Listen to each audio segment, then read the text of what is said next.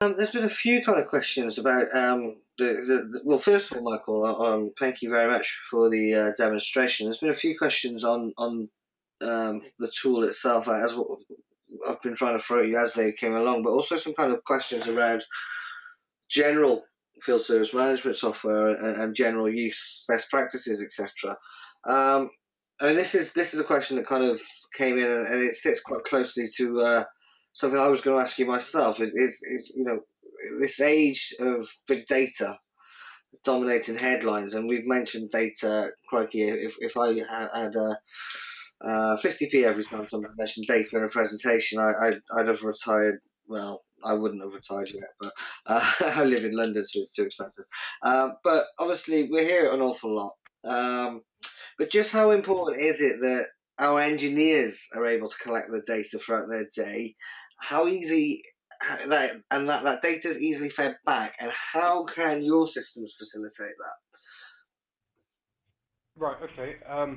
That's your that? usual trick of about 1,200 questions in one there, Chris, so thank you for Yeah, that. But yeah. I think, I can boil that back. I I think, can boil that down to three. So, how important is it our engineers are collecting data? How important is it that's very easily transferred back to the central system? How does Advanced Field Services tools, the tools that we've seen across the mobility section and Cyclops, how easy is it for that to happen across your tools? okay, fine. So I think it's obviously critical. Field service companies, whether or not they're just going out to tick a box and say a light bulb's working, or whether or not they're going out to take, pH readings of water samples, or readings of electrical conductivity and that kind of stuff. They've always been collecting data, but it's always been on kind of carbon copy sheet, or it's in a system that's providing putting that information in a siloed spot. The data collection bit is crucial and critical to any field service operation. It's what's done with it that is what makes it useful. So having a mobile tool that is able to say, okay, for this type of equipment, you need to take 5 readings. For this type of equipment, you need to take 8 readings. These are mandatory fields. If you answer yes to this question, then you've then got to fill in another 2 fields. Having that kind of workflow control, in inverted commas once again, out in the field, means that your engineers, you're not relying on engineers' fallibility when it comes to being presented with a blank sheet of paper with a few, with a lot of boxes on it and a lot of tick boxes and a lot of values to record.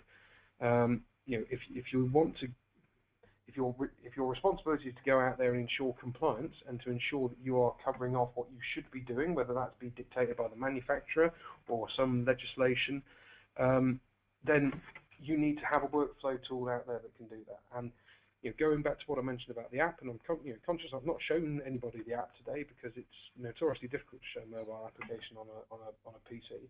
Sure. But what you're able to do, and again this comes back to the example of I mentioned earlier, is that no one deployment of our application is the same, because it is possible for customers to have their own bespoke data capture forms, which might reflect their current offering or their current paper-based data capture requirements, or it could be completely redesigned. But we can also define the workflow, and that is ensuring that when we talk about compliance, it's also things like making sure that when the engineer turns up on site, ensuring that he has ticked the box to say he's wearing PPE and that he's read the RAMs, and having the RAMs available to him, and making sure that at the end of the whole process, when he's completed his 3, 4, 5 data collection forms, that he then gets the customer to complete a little survey, providing another metric against which you can be measured. And then providing feedback to improve customer service. But then crucially making sure that that information, all that data that he's collected, comes back in, is wrapped up in a pretty looking certificate, which might have to reflect, again, this legislative requirement, or it could be bespoke, and have that sent out. And we can automate that entirely, or you might want to put some steps in between to make sure that the engineer hasn't written gibberish or spelt things incorrectly, which I've heard can happen. Occasionally, these things do happen. Yes. I'll grant that. Of course, there was a white paper that we've delivered to everybody that registered for this webinar as well, that kind of accompanied what we're talking about today. Although this is a question specifically from my good self. One of the headlines was all about self-service in that white paper. Now, isn't that a little bit counterintuitive if we're trying to differentiate ourselves through service to be then putting the onus on it? It's something that I've heard come back from the software vendors, but I'm just wondering where that drive comes from and what your thoughts were on that. I think self-service is absolutely critical to Yeah. providing, as a supplementary to. No, it's not even a supplementary. I'll take that back. I think it's a core offering requirement now. So it enables those businesses that aren't 24/7 to be able to offer a 24/7 type service. If you are a customer that has got a piece of equipment and it's 2 o'clock in the morning and it goes down, you want to be able to report that in the full knowledge that the minute your service company is available to sort it out, they're on it. The idea of being able to have to sit on the phone or to ring somebody up to talk to somebody, and no one is confident anymore of a phone message coming through and being it's not definitive, it's not reportable, it's not set in stone in the same way that a written submission is. So the idea of self-service, of web portals, of call logging tools, and being able to get feedback through those tools, not just a black hole. I've deposited some information in here and a message pops up and says someone will email you, but for you to be able to log back in half an hour later and know that someone's triaged it, processed it, allocated it to an engineer, and that engineer's called Dave and he's going to be out at your site probably around about 3 hours from now. That's becoming, or is now, standard offering or standard requirement in most people's heads, particularly and it's at the end of the day we're all consumers. So I've got a mobile phone contract. If something goes wrong with it, I don't expect to pick the phone up and report that to somebody. I'm going to go onto my mobile phone vendor's website and submit a support request and maybe do some live chat. That's how it works.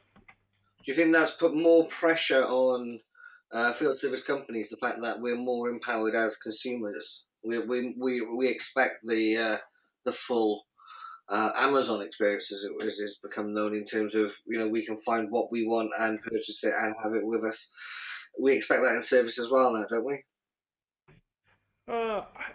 I mean, to a certain extent, I think it can add pressure. I think what it does do is that it makes it absolutely paramount that you are able to reference your contract and your service level agreement and demonstrate your KPIs, so that you're able to say, actually, you may think that you waited a long time for this service, but we agreed to a 24-hour turnaround back in June, and if you want to have a 12-hour turnaround, then you're going to have to pay me another £10,000 a year to deliver it. And I can demonstrate that we have fulfilled all of your service level requirements because I've got the metrics to prove it. I think to a certain extent it can take the pressure off service companies, because as you get busier and busier, you need more people to man the phones and type in emails, and that's when the mistakes happen, and that's where the cost comes from. And if you've got the customers actually doing the data entry for you, then great, it takes a lot of the load off. One of the questions I come across quite often, or one of the challenges for a lot of service professionals, is getting the and this is changing, but as service is becoming more involved in the central business process. But often, even for big companies, multinationals, just getting that voice amongst the exec board is quite hard. What's from a vendor point of view? What's your advice for getting the buy-in from the board, getting the buy-in from the MD or whoever is sat at the top of the tree that's going to make that financial call?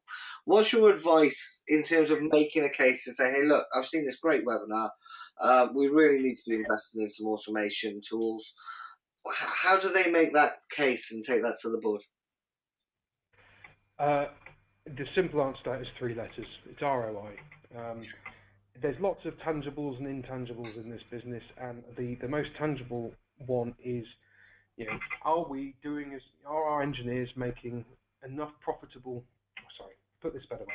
Are our engineers, the time that they're spent out there, are they delivering as much profit to the business as they can do? Have we got 70% utilization? Could we make that 75? Could we make it 80?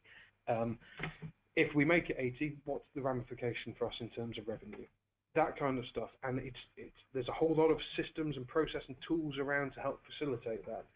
And really, the answer to your question is to get some people in, get some software vendors in, get somebody like myself in, and demand more than a demo.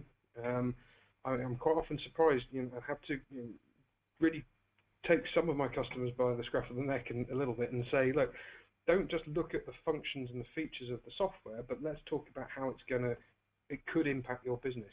Yeah. Not only because there's so many different ways of doing things, particularly in Psychops, but also because actually do a bit of analysis on how you're currently working, map out your process, and come to that meeting knowing what it is that you want to achieve. One of my favourite questions when I meet with customers is, okay, if you could have the moon on a stick, what is it that you'd want a piece of software to be able to do for you? And it's always the same stuff about automation and all the rest of it, but finding out why that's the case and what is causing the pain is a critical part of what I do. And from that we can determine where the costs are and where the inefficiencies are, and then together can build a case for the return on investment. Because these systems can be pervasive, and they can be significant pieces of investment that touch on every single part of the business, depending on how much of it you take, of course. Of course. I mean, what I always still find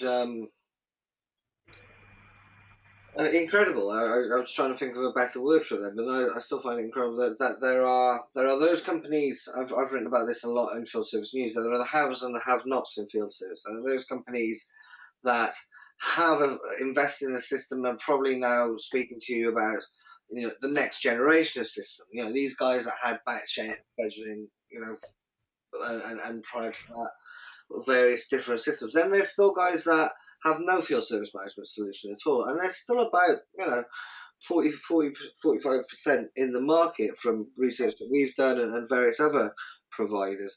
I mean, to those companies that are still reluctant to invest in a field service management solution, what would you say to them, Michael?